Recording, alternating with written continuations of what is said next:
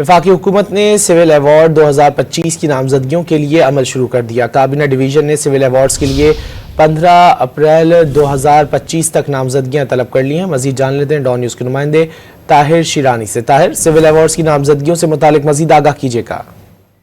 دیکھیں، Pakistan civil awards کا اعلان ہر سال 14 اگست کو کیا جاتا ہے اور ایوارڈز عطا کرنے کے لیے تقریبات کا انعقاد اس کے بعد 23 مارچ کو ہوتا ہے۔ تو اس حوالے سے پیش رفت یہ سامنے آئی ہے کہ وفاقی حکومت نے سول ایوارڈز 2025 کی نامزدگیوں کے لیے باضابطہ عمل شروع کر دیا ہے اور کابینہ ڈویژن اس حوالے سے تمام وفاقی وزارتوں، ڈویژنز، متعلقہ اداروں کے سربراہان اور تمام صوبائی چیف سیکرٹریز کو خط لکھا ہے، جس میں 15 اپریل 2025 تک جو نامزدگیاں ہیں اور سفارشات ہیں وہ مانگی گئی ہیں، تاکہ اس کی روشنی میں اگلے سال 14 اگست کو جو نامزدگیاں ہیں اور ان کے نام ہے ان کا اعلان کیا جا سکے۔